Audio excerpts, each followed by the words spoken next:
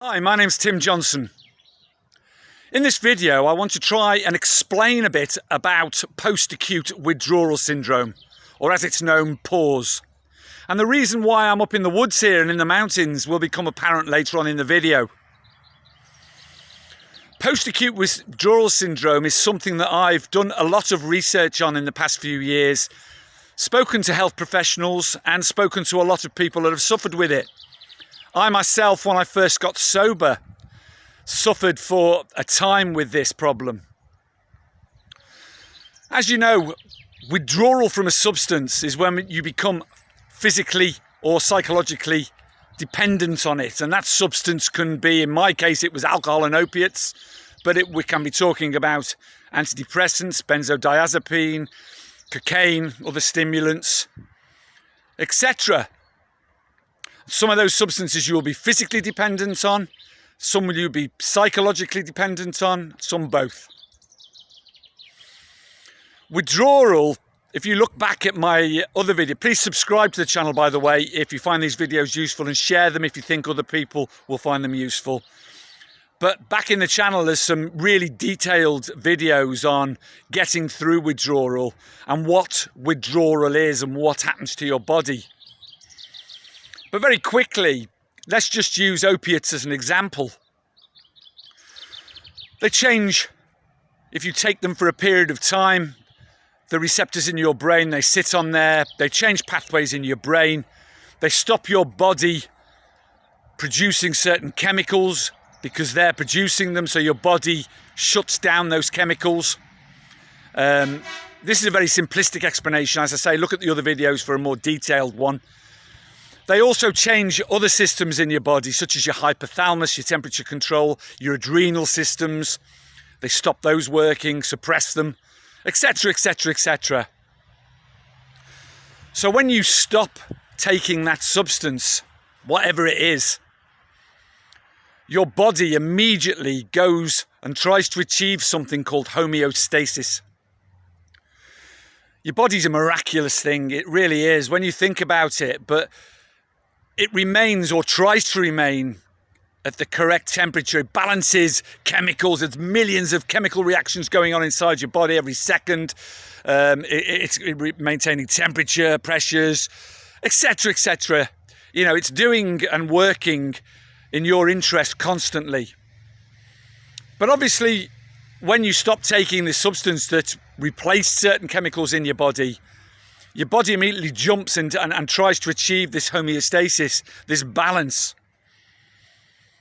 And it can't. You know, it's just impossible for your body to switch on these chemicals. And I'll use serotonin and dopamine as two examples of chemicals which, you know, have been switched off for that period of time. They can't suddenly switch back on. And it takes a long time for your body to work towards this homeostasis, and what happens is that you experience acute withdrawal syndrome. You experience withdrawal symptoms because of this. So, for instance, your hypothalamus isn't working properly; the opiates have suppressed it. So, your temperature control, the homeostasis tries to happen within your hypothalamus. It tries to balance and achieve body temperature, but it's all over the place. It's haywire. So, consequently, you sweat, you feel cold, hot, sweat for no reason. You know, it's horrific sometimes, the withdrawal symptoms, not pleasant at all. But eventually, a few days passes and the symptoms start to improve as your body reaches this, or tries to reach this homeostasis and balance all those systems in your body.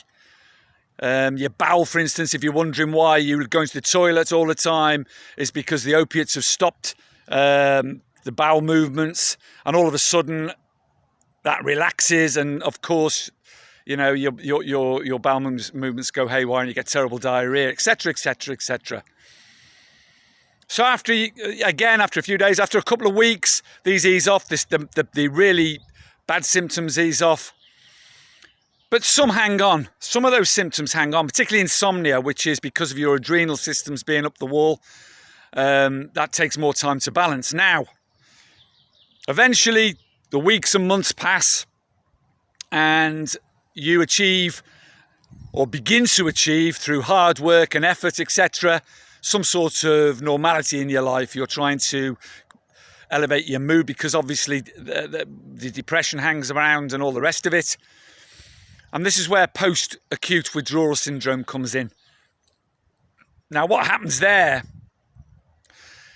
is that some schools of thought, some doctors believe it's a psychosomatic thing, and some schools of thought believe it is an actual physical thing. Here's what I think, having suffered from it and looking at it. Dependent on how long you have been taking a substance and how much of that substance you have been taking is dependent on how badly this post-acute withdrawal syndrome will affect you later on in your sobriety.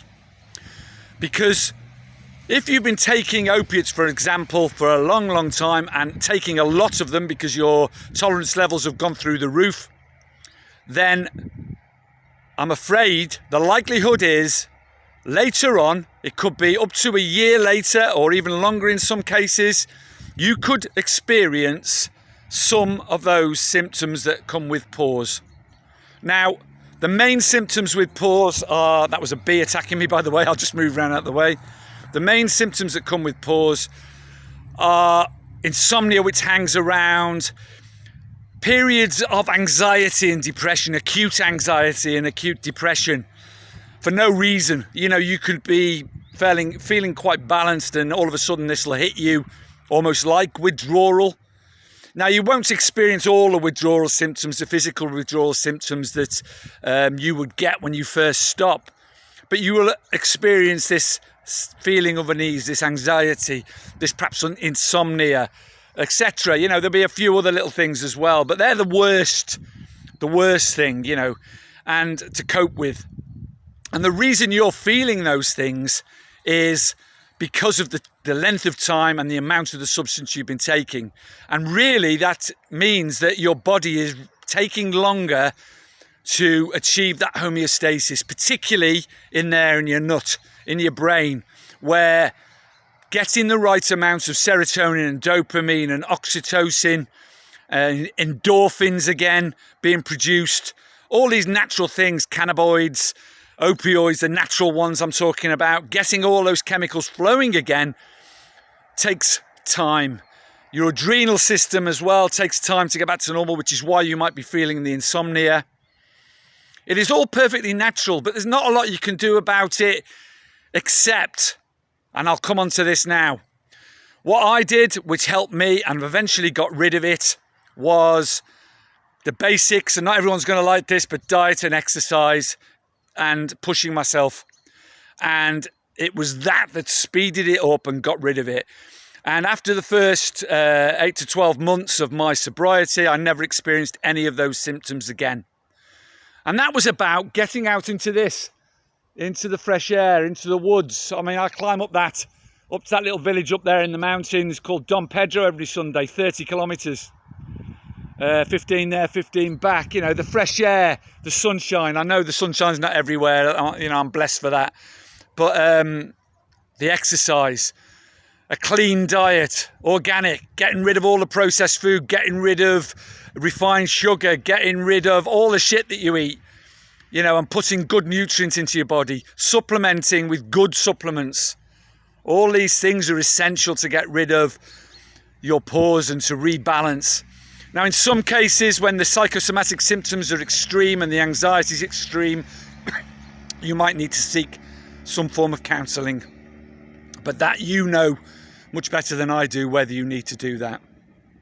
And that's it really, you know, that it's all about being patient and waiting for your mind and body to fully heal and reach that homeostasis. It's about a clean diet.